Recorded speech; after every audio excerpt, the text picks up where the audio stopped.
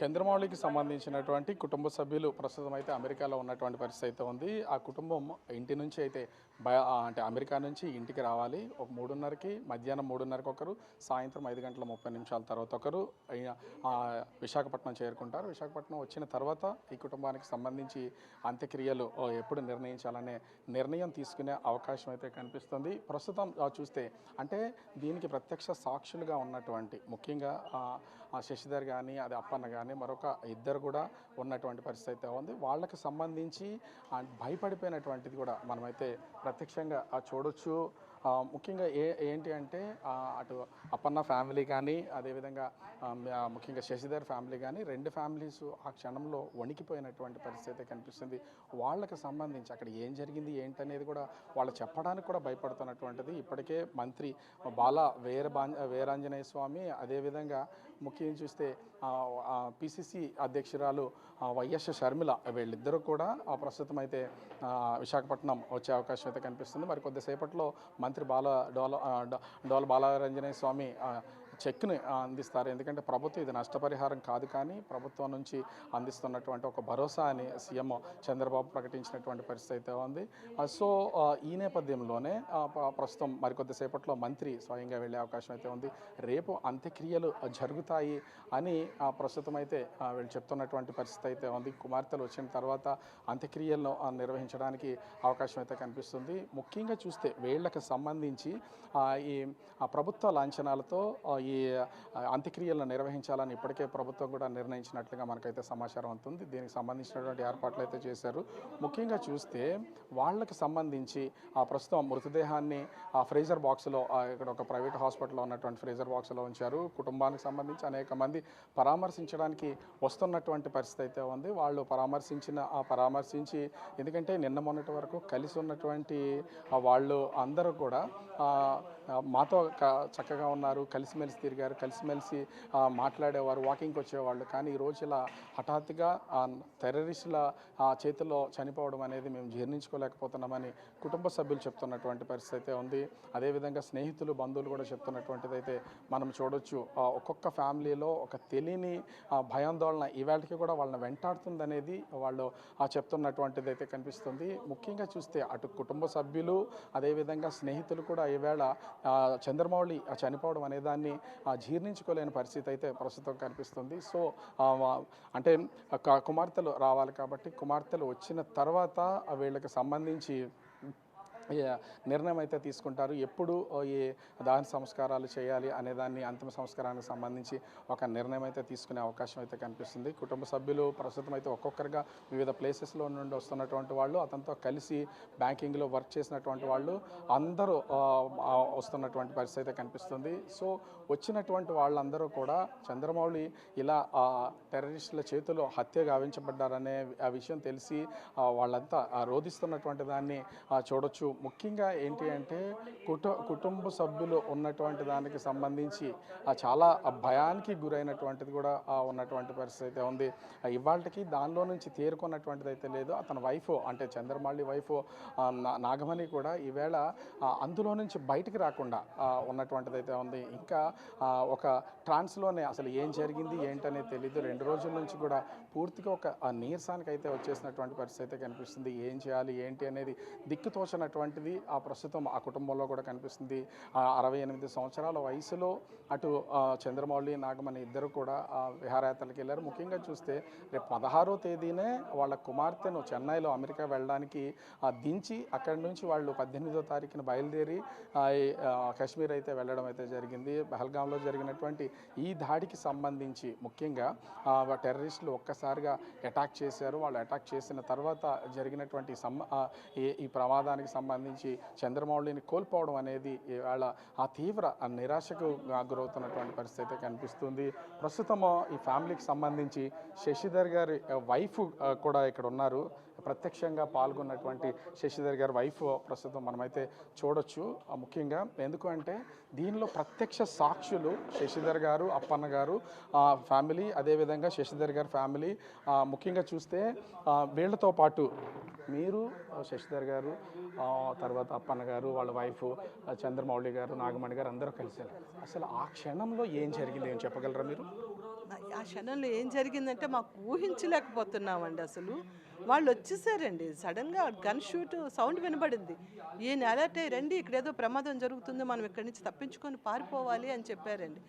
మాకు అసలు ఒక క్షణం కాళ్ళు చేతులు వణికిసాయండి. ఏంటి చేయాలో మాకు అర్థం కాలేదు. పారిపోవడానికి కూడా దారి లేదండి అక్కడ. మొత్తం చుట్టూ వాతావరణం ఎట్లా ఉందండి అసలు అక్కడ? అక్కడ చాలా బాగుందండి, పైన ప్రశాంతమైన వాతావరణం అండి.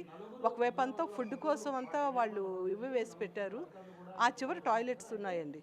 మేము ఫుడ్ దగ్గర ఆగకుండా ఆ టాయిలెట్ వరకు వెళ్ళామండి. దానివల్ల మాకేమైందంటే మేము సేవ్ అయ్యామండి. వాళ్ళు వస్తూనే ఆ ఫుడ్ దగ్గర ఉన్న వాళ్ళని అటాక్ చేశారండి. అంటే అసలు ఎంతమంది వచ్చి ఉంటారని ఏమైనా అంచనా, అంటే ఒక లెక్క? ముగ్గురులాగా అనిపించారండి, మాకైతే ముగ్గురు అనిపించారండి. వచ్చిన వాళ్ళైతే ముగ్గురే. అంటే మీరు ఏ సమయంలో అక్కడికి వెళ్ళారు? అక్కడికి వెళ్ళిన తర్వాత వెంటనే జరిగింది ఏమైనా సమయం? మేము 1 గంటకి వెళ్ళామండి. 1 గంటకి చేరాము. చేరితేనేమో వీళ్ళు ఏమైనా తింటారా తాగుతారా అని మాకు అడిగారు. మేము ముందు టాయిలెట్కి వెళ్ళొచ్చినాకే తాగుతాం, మాకు ఇప్పుడేమి వద్దు అని చెప్పామండి. అంటే సరే అని అటువైపు తీసుకెళ్ళారు. ఫోటోషూట్కి కూడా పాపం చంద్రమౌళి గారు ఒక మనిషిని తెచ్చారండి కిందనండి. మంచి లొకేషన్ మేడం, ఫొటోస్ తీస్తాను ఆగండి అన్నాడు. మాకు ఇప్పుడు ఫొటోస్ కాదు, ముందు మేము అటు వెళ్ళాలి అని చెప్పి అటు వెళ్ళామండి. ఒకళ్ళు వెళ్ళారు, రెండో వాళ్ళని వెళ్ళడానికి రెడీ అయ్యాము, గన్ను వినిపించిందండి. ఏంటి ఇక్కడ ఏం జరుగుతుంది అంటే, ఏంటి సౌండ్, ఏమన్నా కొండల్లో ఏమైనా జరుగుతుందా అనుకుని మేము ఇంక ఇలా చూస్తున్నామండి. ఇలాగా అరుపులు కేకలు వినిపించాయండి. ఈయన అన్నారు, లేదు ఇక్కడ ఏదో డేంజర్లా ఉంది, మనం ఇక్కడి నుంచి పరిగెట్టాలి అన్నాం. మేము అందరం బాత్రూమ్ వెనక్కి దాక్కున్నామండి. ఒక 50-60 దగ్గర ఒక 100 వరకు ఉంటామేమో తెలీదు. అందరూ ఒక 2 బాత్రూమ్లో ఒక చిన్న కూర్చోడానికి ఒక అబ్బాయి ఒక రూమ్ కట్టుకున్నాడు. ఆ వెనక్కి దాక్కున్నామండి. ఈలోగా ఒకడు అక్కడి నుంచి రావడం కనిపించిందండి. కనిపించేటప్పటికి అమ్మో ఇటువైపు వస్తున్నాడు, ఇక్కడి నుంచి పారిపోవాలంటే ఆ ఫెన్సింగ్ కింద చిన్నది ఉందండి. ఇంకా పరిగెట్టి ఇంకా కింద నుండి ఈయన ఫస్ట్ దూరారండి. దూరారు, అతను ఒకళ్ళు అందరం ఆ కింద నుంచి దూరామండి. నన్ను యాక్చువల్గా చంద్రమౌళి గారే బయటకు లాగారండి. నేను లేవలేకపోయానండి. ఆయన లాగారు. అప్పటికి నేను కొంచెం దూరం పరిగెట్టేశారండి. అంటే మిమ్మల్ని చంద్రమౌళి గారు బయటకు లాగారు? అంటే మీరు అప్పుడు బయటకు వచ్చిన తర్వాత ఇంకా చంద్రమౌళి గారు లోపలే ఉన్నారండి. లోపల ఆయనే ముందు బయటకు వెళ్ళారు. ఆయన బయటకు వెళ్ళి నన్ను లాగారండి.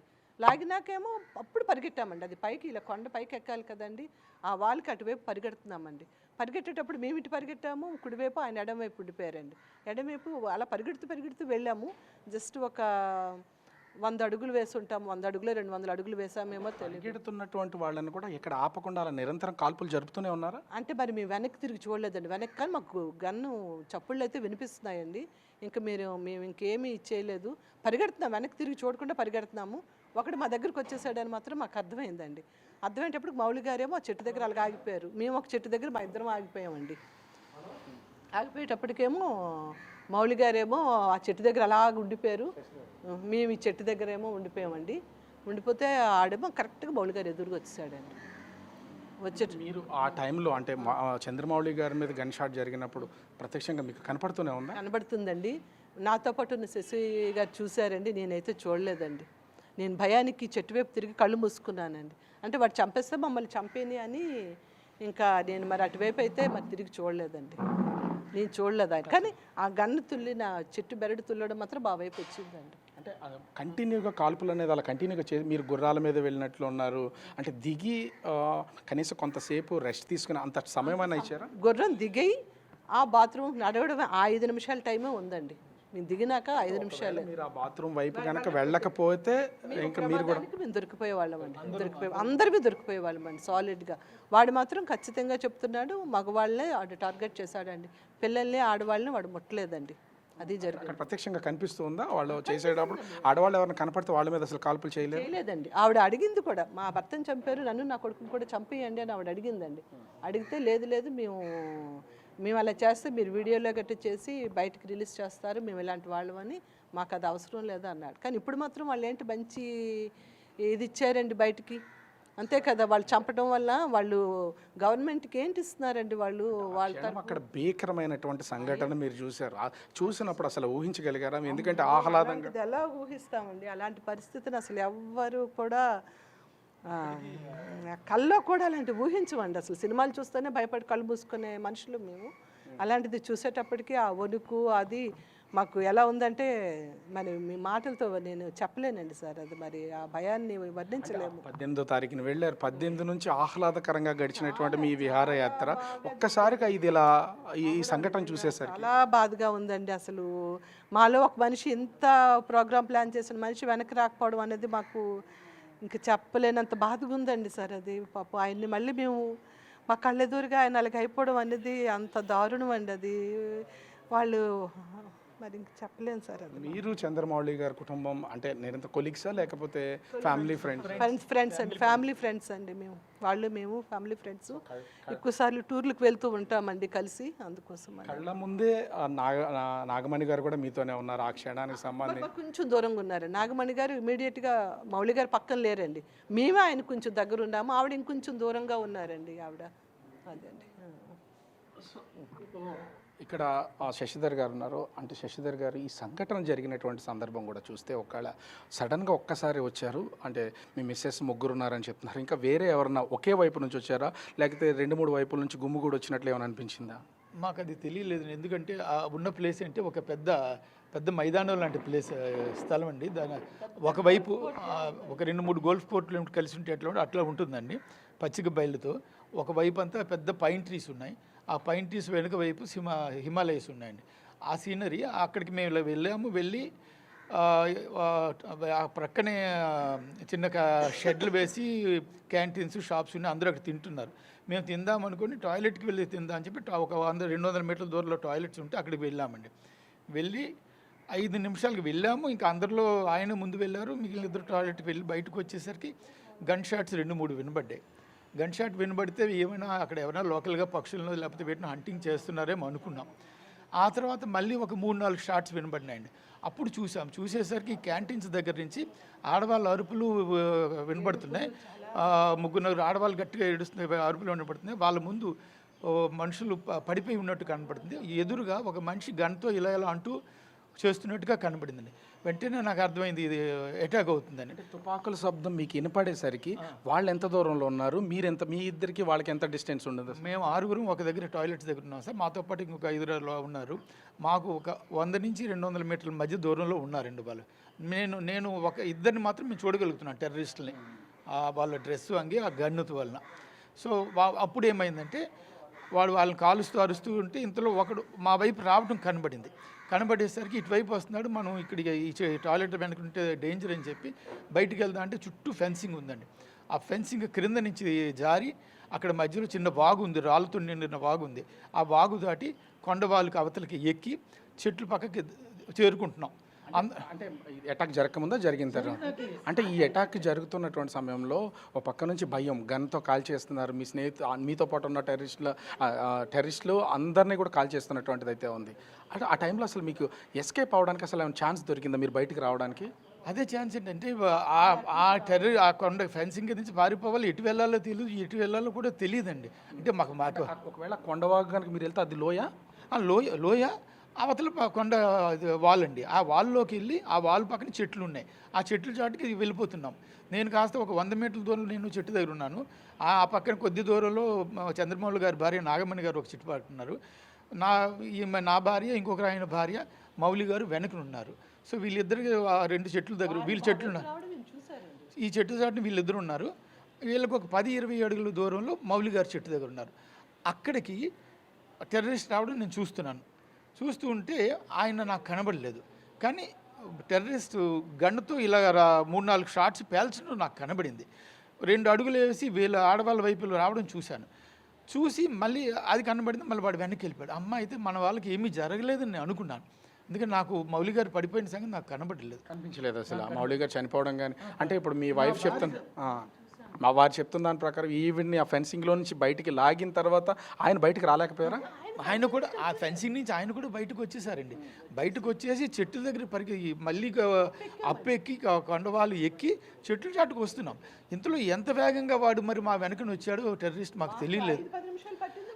వాడు 1 నిమిషంలో అంత వేగంగా వచ్చి వీళ్ళ దగ్గరికి వచ్చేసాడు. ఇప్పుడు అక్కడ ఆడవాళ్ళని అందరినీ వదిలేస్తున్నారు, పిల్లల్ని వదిలేస్తున్నారు అని చెప్పేసి అన్నారు. అంటే మగవాళ్ళనే టార్గెట్ చేయడం అంటే వాళ్ళు ఎక్కడెక్కడైతే మగవాళ్ళు ఉన్నారో వాళ్ళందరి దగ్గరికి వెళ్ళి వాళ్ళనే షూట్ చేస్తున్నారు. దాన్ని ఏమైనా గమనించారా అసలు?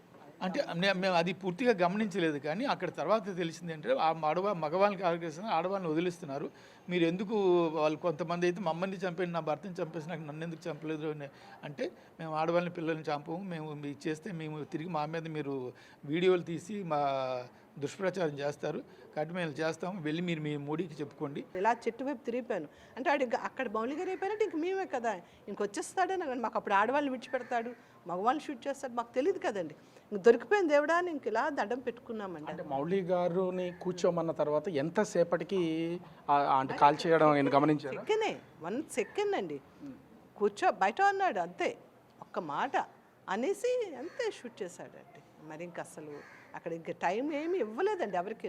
అది కూడా ఒక గన్కి 2-3 షూట్ చేశాడండి వాడు, బుల్లెట్స్ విడిచిపెట్టాడు వాడు. దానికి కూడా మౌలి గారికి సంబంధించా లేకపోతే మామూలుగా అలా కంటిన్యూ కాలుస్తూనే ఉన్నారు ఇంకా అనమాట. వాళ్ళు స్పీడ్ అలా ఉందండి, అంత దీనిగా ఆడు. అంటే ఇంకా నాకు ఆ చప్పుడు వినబడి అలా ఉండిపోయాను. ఆవిడైతే మాత్రం కొంచెం ఒంగొని చూశారటండి. చంద్రమోహన్ ఇంకొక ఆయన భార్య ఆవిడ కొంచెం ఒంగున్నారు, ఆడేమో మా వైపు చూశాడు, ఇద్దరే ఆడవాళ్ళు ఉన్నారు అనుకున్నాడేమో, మరి ఆడెందుకు ఇటువైపు రాకుండా వెనక్కి వెళ్ళాడు. మీతో పాటు ఇప్పుడు శశి గారు ఉన్నారని చెప్తున్నారు, వాళ్ళ హస్బెండ్ కూడా మీతో మీరు ఆడవారు మాత్రం మీ ఇద్దరు మాత్రమే ఉన్నాము అక్కడ అండి. ఈ చంద్రమౌళి గారి భార్య కూడా వేరే దగ్గర ఉన్నారు, ఇంకొంచెం దూరాన్ని ఉన్నారు. అంతకంటే దూరాన్న శశి గారి హస్బెండ్ అప్పన్న గారు ఉన్నారండి. తర్వాత ఏమో ఈయన ఇంకొంచెం దూరంలో ఉన్నారండి. ఈ మగవాళ్ళిద్దరు కొంచెం దూరంగా ఉండడం మా అదృష్టం అండి. అంటే ఎంత మీరు కూర్చున్నటువంటి సమయంలో కూడా అంటే వెళ్ళారు కదా, ఎంతమంది పబ్లిక్ ఉన్నారు మీలాగా టూరిస్టులు వచ్చినటువంటి వాళ్ళు? ఒక 400 నుంచి 500 మంది ఉన్నారండి. ఇంకా కంటిన్యూస్గా గుర్రాల మీద వస్తూనే ఉన్నారండి, గుర్రాల మీద వస్తున్నారు, గుర్రాల మీద దిగుతూనే ఉన్నారు. 400-500 పీపుల్ ఉన్నారండి. అక్కడ ఆడుకుంటున్నారు పిల్లలు, చాలా అక్కడ ఏదో జిప్ లైనర్ ఉంది, ఒక బెలూన్స్తో ఏదో గేమ్ ఉంది, ఏమన్నా ఆడుతున్నారు. సో మేము ఇక్కడ టాయిలెట్స్కి వెళ్ళి అయిపోయినాక మేము అక్కడికి వెళ్దాం మా ప్రోగ్రామ్ మధ్యలో. ఏం చెప్పాలంటే అక్కడ ఆ సిచ్యువేషన్లో మీ టాయిలెట్స్ కనుక వెళ్ళకపోయినా, ఆ టాయిలెట్స్ అక్కడ అదే ప్లేస్లో అక్కడ లేకపోయినా కూడా ఖచ్చితంగా మీరు కూడా దొరికిపోయే అవకాశం, మేము కూడా దొరికిపోయే అవకాశం ఉందండి. ఇంకా అందులో ఇంకా మరి ఎటువంటి అనుమానం లేదు. మేము మృత్యువుని దగ్గర నుంచి చూసామండి, అంతే, తప్పించుకున్నాం అంతే. భగవంతుడు మాకు అవకాశం ఇచ్చారండి, ఇంకొక జీవితం ప్రసాదించారు, మళ్ళీ జన్మేనండి మాకు ఇది మాత్రం. అమ్మో, ఇప్పుడు మాకు మౌలి గారిని లేరు అన్న తట్టుకోవడం మాకు చాలా బాధ అండి. మరి మణిగారిని ఎలా వాదార్చాలో కూడా మాకు అయితే అర్థం కావటం లేదు. మరి భగవంతుడు ఆవిడకి ధైర్యాన్ని ఇవ్వాలండి. ఆ పిల్లలు ఏమవుతారో తెలీదు, మాకు కూడా చాలా బాధ. పదే పదే అడుగుతున్నామనేది కాదు, అంటే అంత విచక్షణారహితంగా మీరు ప్రత్యక్షంగా చూశారు కాబట్టి తెలియాలి కూడా. ప్రభుత్వాలైనా సరే ఏదైనా చర్యలు చేపట్టాలన్నా ఇది తెలిస్తేనే ఖచ్చితంగా నిర్ణయాలు తీసుకోవడం. అంటే వచ్చినటువంటి వాళ్ళు మూకుమ్మడిగా ఒకేసారి వేరు వేరు ప్లేసెస్ నుంచి వచ్చారు, అసలు అన్ని వైపులు పోతున్నాం కాబట్టి ప్రాణభయంతో మీరు అంటే ఆ ఫెన్సింగ్ని దాటి కింద నుంచి కనుక దూరి వెళ్ళలేకపోతే ఖచ్చితంగా ఎంతమంది మగవాళ్ళు ఆ లోపల ఉంటే అందరినీ చంపేస్తారా? అందరు మా దగ్గరికి వచ్చేసాడు కాబట్టి అక్కడ ఉన్న మా మగవాళ్ళందరినీ చంపేసి ఉండే, మాతో పాటు ఇంకొక 5-6 ఫ్యామిలీస్ ఉన్నాయి, మా మగవాళ్ళందరినీ మాత్రం చంపేసి ఉండేవాడండి. అది మాత్రం వాస్తవం. అంటే వాళ్ళ టార్గెట్ కూడా ఖచ్చితంగా ఎంతమంది మగవాళ్ళు ఉంటే, అంటే కొన్ని కూడా వినపడుతున్నాయి, అంటే తర్వాత మాట్లాడుకున్నారు, చాలామంది మాట్లాడారని చెప్తున్నారు కదా, పేర్లు అడిగారు, హిందువా ముస్లిమా అడిగారు, అడిగి కూడా చంపారనేది కొంత జరుగుతుంది. దీంట్లో అసలు ఏంటి అసలు? అది వాస్తవం మరి మాకు తెలియదండి. కానీ వెంటనే నాకు తోచింది ఏంటంటే, మా ఆడవాళ్ళకి, మాతో ఉన్న ఆడవాళ్ళకి, మణిగారికి, నా భార్యకి మీరు వెంటనే బొట్లు చెరిపేయండి అని చెప్పి వీళ్ళకి బొట్లు చెరిపేయమని చెప్పానండి నేను. అంటే నాకు అనిపించింది, బొట్లు చెరిపేసి వీళ్ళు దేవుడు హరే రామ హరే కృష్ణ అంటున్నారు, మీరు అలా అనొద్దు, అల్లాహు అక్బరు అల్లా అనుకుంటూ దిగండి అని చెప్పాము. ఎందుకంటే ఎవరు ఎటు నుంచి వస్తున్నారో తెలియదు, ఎవరు తెలియదు కాబట్టి అల్లాహు అక్బర్ అనుకుంటూనే మేము ఆ కొండల, ఆ వాగులోని రాళ్ళ మధ్య, గొట్టల మధ్య నుంచి దిగుతూ వచ్చామండి. ఆ దారి అసలు దారి లేదండి, కేవలం గుర్రాలు నడిచే దారి మాత్రమే ఉంది. ఇన్సిడెంట్ జరిగిన తర్వాత వెళ్ళేటప్పుడు కూడా అదే దారి అండి, రాళ్ళు తేలిన ఆ వాగులోంచి గుర్రాల మీద మేము మీదకి ఎక్కామండి. సో అదే దారిలోంచి మేము రావాలి, ఎందుకంటే అటు 2 వైపులా కొండ మీద నడవలేకపోతున్నాం, జారిపోతున్నాం. అందువల్ల వాగులోని రాళ్ళు తేరి ఉన్న రాళ్ళ మధ్యలోంచి నడుచుకుంటూ రావాల్సి వచ్చింది. శశిధర్ గారు ఒకటి చెప్పారు, బొట్టు చేర్పేసుకోండి హరే రామ అని అన్నది. అంటే సహజంగా మనకి ఏదైనా ప్రమాదం వచ్చినప్పుడు భగవంతుని వేడుకుంటాం, మనం నమ్మే భగవంతుని. నిజంగా మీరు ఆ సమయంలో బొట్టు తీసేశారా? తీసానండి, నేను చెప్పింది ఫస్ట్ తీసి అన్నారు. అంటే ఇంకా నాకు అసలు నోట్లోంచి మాట రావటం, అంటే నామస్మరణ అలాగా ఉచ్చారణ చేస్తున్నాను, కానీ అలా అనేటప్పుడు కూడా నాకు ఇంకా మరి అసలు తోచలేదు, ఈయనకి ఎలా తోస్తున్నాదో, ఈయన ఎలా ఆలోచిస్తున్నారా అని నాకు చాలా దీనికి అనిపించింది. మరి తప్పదు, ప్రాణాలతో ఉండాలి అంటే మనం కొన్ని చేయక తప్పదు. ముగ్గురితోని వెంటనే బొట్టు తీపించేసారు, తల్లో పాపట్లు పెట్టుకుని కూడా తుడిపించేశారు. నీళ్ళు పోసుకున్నాను అక్కడ, అంత బురద వాగు కదండి, ఇలా కొట్టేసుకున్నాం అనమాట మొహానికి. అసలు ఈ సంఘటనలు మీరు చెప్తుంటేనే ఇట్లా ఉంది, ప్రత్యక్షంగా అనుభవించిన వాళ్ళు అనే దానికి మరి ఇంకా గుండె దడ, కాళ్ళు వరకు మాకు ఇప్పటికీ తగ్గలేదు సార్. ఇది చాలా భయంకరంగా ఉందండి అది.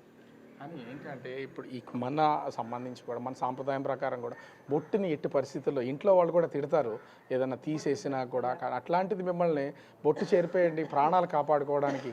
ఇప్పుడు ఖచ్చితంగా మగవాళ్ళు కనపడితే ఇక శాశ్వతంగా బొట్టు లేకుండానే చేసి అయిపోతుంది కదండి. దాని బదులు ఒక్క నిమిషం బొట్టు తీయటంలో మనకేమీ ఇది లేదు, అందుకని మరి బొట్టు తీసి నడిచామండి. సైలెంట్గా అసలు ఎంతసేపు వాళ్ళు ఎంతసేపు ఉన్నారు అక్కడ ఆ స్పాట్లో వాళ్ళంతా కూడా, అంటే ఆ కాల్పులు జరిగినటువంటి టైం? మైదానంలో అయితే చాలాసేపు ఉన్నారండి వాళ్ళు. మా వైపు వచ్చింది మాత్రం ఒక్కడేనండి. ఆ ఒక్కడు మళ్ళీ మైదానంలోకి వెళ్ళిపోయాడండి. అదృష్టవశాత్తు మళ్ళీ ఆడు మమ్మల్ని వెంబడించకుండా ఆడు వెనక్కి వెళ్ళిపోయాడండి. అది మీరున్నటువంటి ప్లేస్కి చుట్టూ ఫెన్సింగ్ ఉందని చెప్తున్నారు కదా, ఆ ఫెన్సింగ్ దాటి మీరు అవతలకి వెళ్ళిపోయారు. వీళ్ళు కూడా మిమ్మల్ని వెంటాడుతూ ఫెన్సింగ్ దాటి వచ్చారు బయటికి. వాడు వెంటాడుతూ మా వెంటాడుతూ ఫెన్సింగ్ దాటి మా వైపు వచ్చాడండి. అక్కడికి వచ్చాడు కాబట్టి అక్కడ మౌలి గారు దొరికిపోయారు. ఇక్కడ మౌలి గారు కూడా మాతో ఫెన్సింగ్ దాటి వచ్చేసారు. సో అక్కడ నా ఫోను ఆయన ఫోను పడిపోయినాయి, మా ఇద్దరు ఫోన్లు అక్కడ పనిచేస్తున్నాయి. ఇక్కడ అది టూరిస్ట్ ప్లేస్, ఒక విధంగా చెప్పాలంటే ఎన్నో వందల మంది వేల మంది కూడా ప్రతిరోజు వస్తూ ఉంటారు. పైగా కొన్ని హెచ్చరికలు కూడా ఉండే ప్లేస్, సెక్యూరిటీ కానీ ఇట్లాంటిది ఏం లేదా అక్కడ? అసలు మేము కాశ్మీర్లో అన్ని ప్రాంతాల్లో తిరిగాం, ప్రతి దగ్గర కూడా సెక్యూరిటీ ఉందండి. ఈ పహల్గామ్లోనే ఒక్క కానిస్టేబుల్ కూడా, ఒక పోలీస్ కూడా లేడండి మీద. అట్లీస్ట్ ఒక 3-4 పోలీసులు ఉన్నా కూడా క్రాస్ ఫైరింగ్స్ అయ్యి మేము దాక్కోవడానికి అవకాశం వచ్చి ఉండేది. ఇప్పుడు వాడు ఏమైందంటే ఆ టెర్రరిస్టు చాలా ఫ్రీగా నడుస్తూ అలా కాల్చుకుంటూ అలాగా ఆరాంగా కాల్చుకుంటూ వస్తున్నాడు. ఎటువంటి భయం ఇది లేకుండా ఉందంట. అందువల్ల మేమందరం హెల్ప్లెస్. మినీ స్విట్జర్లాండ్ ఇక్కడ చాలా బాగుంటుంది, మంచి వాతావరణం ఉంటుంది, రండి అని చెప్పారండి. అంటే అక్కడ ఇంతకుముందు ఏం జరగలేదని పోలీసులు మరి అలర్ట్గా లేరు, ఏం జరిగిందో తెలీదు. అక్కడ ఒక్క దగ్గరే మాకు పోలీసులు అయితే ఎవరు కనిపించలేదు. మిగతా ప్రతి చోట కూడా వీధిలో కూడా అడుగడుగున పోలీసులు ఉన్నారండి. మీ టోటల్ టూర్ అంతా చేసుకుంటూ వచ్చారు. 18వ తారీఖున స్టార్ట్ చేశారు. 18 నుంచి ఈ జరిగిన తేదీ వరకు కూడా ఎక్కడ ఎలాంటి ఇబ్బంది కలగలేదు. అంటే మీరు రిటర్న్ రావడానికి ఆల్రెడీ రిజర్వేషన్ చేయించుకున్నారు? అన్ని ఫ్లైట్ అన్నీ బుక్ చేసి మేము వైష్ణోదేవికి వెళ్తామండి. నెక్స్ట్ నిన్న మేము వైష్ణోదేవికి వెళ్ళాలి. శ్రీనగర్ టు జమ్మూకి మాకు టికెట్ అయిపోయిందండి. జమ్మూ టు కాట్రాకేమో మరలా వాడి వెహికల్ కూడా అన్నీ అరేంజ్ చేసుకున్నామండి. మేమైతే అవన్నీ మేము రెడీ చేసుకున్నాము. ఒకవేళ అంటే మీరు అక్కడికి వెళ్ళినటువంటి సమయంలో ఇంకా ఎంతసేపట్లో మీరు బయటకు వచ్చేసేవాళ్ళు అసలు మామూలుగా? మేము లేదు 1 అవర్ అయినా ఉండేవాళ్ళు. ఫోటోషూట్ అవుతుంది, ఏదో తింటాము, కొంచెం చుట్టూ వాతావరణం ఉందంటే కొంచెం తిరుగుతాం కదండి. కనీసం ఒక 1 అవర్ అక్కడ స్పెండ్ చేసి ఉండేవాళ్ళం ఈజీగా అయితేను. ఇంకా అసలు మాకు ఏ అవకాశం లేదండి. గుర్రం దిగటం మేము ఇంకా అబ్బాయి ఆగండి అమ్మా ఫోటో తీస్తానన్నా మేము ఇంకేం ఒక్క ఫోటో కూడా తీసుకోలేదు. వెంటనే అటు వెళ్ళిపోయాం. ఆ ఒక్క సెకండ్ మేము అటు వెళ్ళడం మా అదృష్టం అండి. భగవంతుడు మాకు ఆ నిమిషానికి ఎందుకు అటు పంపించారు. మీకనే కాదు, భగవంతుడు మీ హస్బెండ్లో కూడా ఉండి క్షణానుగా బొట్టు చేరిపోయింది మిమ్మల్ని. మీరు ఫస్ట్ అలర్ట్ అయింది ఆయనేనండి. ఆయన ఫస్ట్ చెప్పారు ఇక్కడ ఏదో డేంజరు, ప్రమాదం ఉంది రండి అంటే పాప మౌలి గారును అప్పన్న గారు ఇంక వెంటనే దాన్ని రిసీవ్ చేసుకోలేదండి. లేదు ఏమవుతుందని వాళ్ళు ఇంక వెనక్కి చూస్తున్నారండి. అక్కడ ఏదో కలకలం అంతా అరుపులు కేకలు అన్నీ వినిపిస్తున్నాయి. ఇంక వెళ్ళిపోదాం ఇక్కడ వద్దు అంటే మాకు దారి అటువైపు వెళ్ళడానికి అక్కడే వాళ్ళు ఎదురుగా ఉన్నారు. దారి అదేనండి, అటువైపు వెళ్ళడానికి లేదు. వెనక వైపు వెళ్దాము అంటే అక్కడ ఫెన్సింగ్ ఉంది. ఇంకా వాడు ఇప్పుడైతే బాత్రూముల వైపు రావడం ఒక మనిషి కనిపించింది అంటే ఈయన కనిపించిందని మేము భయంకి అంత క్లియర్గా ఇటువైపు చూడలేదు. ఇటు వచ్చేస్తున్నాడు, మనం ఇక్కడి నుంచి ఎలాగైనా పారిపోవాలని ఫస్ట్ ఫెన్సింగ్ కింద దూరిపోయారండి. ఆ వెనక ఒకరి తర్వాత ఒకళ్ళు బయటికి వచ్చాము. అంత అద్భుతమైన సుందరమైన ప్లేస్లో రక్తపాతాన్ని అంటే ఆహ్లాదంగా గడపడానికి వెళ్తూ ఉంటారు ఎవరైనా వచ్చినటువంటి వాళ్ళు. అంతమంది గుంపు కింద దాదాపుగా 500-600 మంది ఖాళీ ప్లేస్లో ఉన్నారు. నెక్స్ట్ ఈ వీళ్ళు టెర్రరిస్టులు అటాక్ చేసినటువంటి సమయానికి సంబంధించి ఆడవాళ్ళని వదిలేస్తున్నప్పుడు వాళ్ళందరూ అక్కడే ఉన్నారు, మగవాళ్ళనే కాలుస్తున్నారనే అసలు ఐడెంటిఫై చేసి పారిపోవడానికి ప్రయత్నించే అవకాశం లేదా అక్కడ అటువంటి అవకాశం లేదండి. ఎందుకంటే దారి అంతా రాళ్ళగుట్ట దారి, ఆ దారిలోంచే పరిగెత్తాలి. ప్లస్ ఆ సమయంలో వెంటనే ఆడవాళ్ళని వదిలేస్తున్నారని కూడా మాకు పూర్తిగా తెలియదండి. వీళ్ళని కాల్చకుండా వదిలేశాడు కాబట్టి అర్థమైంది ఆడవాళ్ళని వదిలేస్తున్నాడని. ఎందుకంటే ప్రత్యక్షంగా ఇప్పుడు మీకు సంబంధించి చంద్రమౌళి గారిని చూస్తూ ఉండగానే కాల్పులు చేశారు. మిమ్మల్ని వచ్చి అంటే ఇక్కడ ఆడవాళ్ళు మాత్రమే ఉన్నారని తొంగి చూసారా మీ టెర్రరిస్ట్ మిమ్మల్ని? మా ఇద్దరం కనిపించేస్తున్నామండి, కనిపిస్తున్నాం, బట్టలు కనిపిస్తున్నాం, మనుషులను కూడా కనిపిస్తున్నాము. ఆడవాళ్ళమనే చూసి వదిలేశాడండి. ఎందుకంటే ఆ పక్కన ఉన్నామా సిస్గారు చూశారు, వాడు మా వైపు చూడడం, ఆవిడ చూశారు, చూసి వాడు వెనక్కి వెళ్ళిపోయాడండి. అది మా ఇదండి, అంతే. అసలు అంటే ఈ ఈ మొత్తము జరిగింది అక్కడికి వెళ్ళిన తర్వాత ఎంతసేపటికి భద్రతా దళాలు కానీ ఆర్మీ వాళ్ళకి సంబంధించి అసలు ఏమన్నా వచ్చారా? కొండమేంచి మేము కిందకి దిగుతుంటే ఒక 3/4 డిస్టెన్స్ కవర్ అయినాక అప్పుడు పోలీసులు మీదకి రావడం కనబడ్డారండి. వాళ్ళు కూడా ఇంకా మీదకి ఎంత వెళ్ళాలి అని వాళ్ళు మాకు ఎదురు అడుగుతున్నారు. అంతవరకు పోలీసులు రాలేదండి. వాళ్ళు రావాల్సింది కూడా వాళ్ళు ఈ దారిలోంచి రావాలి. సో పైన ఇవి కమ్యూనికేషన్ సిగ్నల్స్ లేవు, సో కిందకి తెలియడానికి కూడా లేదు. సో క్రిందకి ముందు కాస్త పరిగెత్తుకుంటూ మీరు ఉన్నటువంటి ఈ ప్రమాదం జరిగినటువంటి అంటే ఈ టెర్రర్ అటాక్ జరిగినటువంటి ప్లేస్లో మొబైల్ సిగ్నల్స్ కూడా పనిచేయవా అసలు కొంచెం కూడా? మాకు మరి మొబైల్ సిగ్నల్స్ పని చేయలేదండి, మాదైతే వెంటనే పని చేయలేదు. మరి మిగిలిన అక్కడ ఏమి ఉందో లేదు కూడా తెలియలేదండి మాకు. మీకు అసలు చంద్రమౌళి గారు చనిపోయారని ఎంతసేపటి తర్వాత తెలిసిందండి? మాకు మేము అంటే అక్కడ పడిపోయారనేది నాకు తెలుసండి. నేను క్రిందకి దిగిన వెంటనే కలెక్టర్ గారిని, ఎస్పీ గారిని, మినిస్టర్ గారిని అందరి దగ్గరికి వెళ్ళి మీరు ఫలానా దగ్గర సెర్చ్ చేస్తారు, కానీ ఫలానా ప్రాంతంలో మా మనిషి అక్కడ పడిపోయారు పంచింగ్ దాటినాక మీరు అక్కడ చూడాలి అని చెప్పి నేను వాళ్ళని రిక్వెస్ట్ చేశాను. మధ్యాహ్నం 1:30 ప్రాంతంలో జరిగింది. మేము క్రిందకు వచ్చేసరికి 4 అయింది.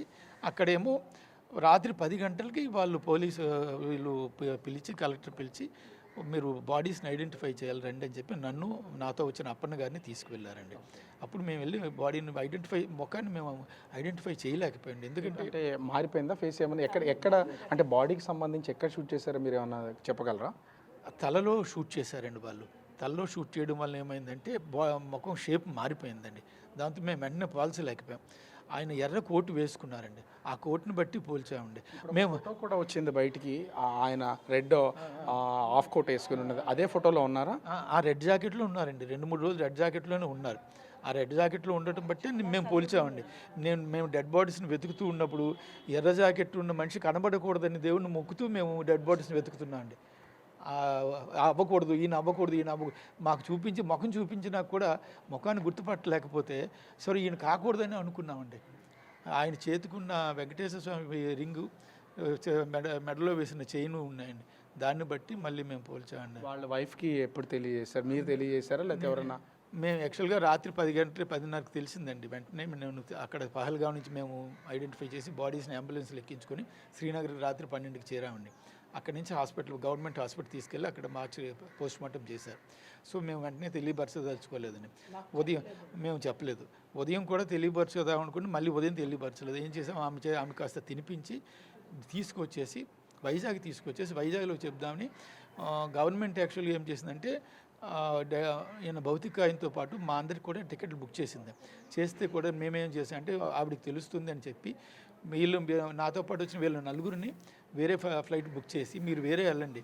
ఆవిడకి ఏం చెప్పామంటే ఆయనకి సీరియస్గా ఉంది, ఆపరేషన్ చేస్తున్నారు, ఐసీయూలో ఉంచారు, ఎవరిని రానివ్వట్లేదు, నేను వెనక్కుండి ఆయనతో పాటు చూసుకొస్తాను, నేను చూస్తాను అంటే ఆమెతో చెప్పాను, నేను చూస్తాను, నేను తీసుకొస్తాను, మీరు వెళ్ళిపోండి, ముందు మీరు ఫ్లైట్లో వెళ్ళిపోండి, మళ్ళీ టికెట్ దొరకని వాళ్ళని టికెట్లు పంపించేసి నేను వెనుకొని వచ్చాను. కానీ ఆమె ఢిల్లీ వచ్చేసరికి ఢిల్లీలో సిగ్నల్స్ రావడంతో ఆమెకి ఫోన్లో గ్రూప్లో మెసేజ్లో కనబడి ఆమెకు అప్పుడు తెలిసిపోయిందండి.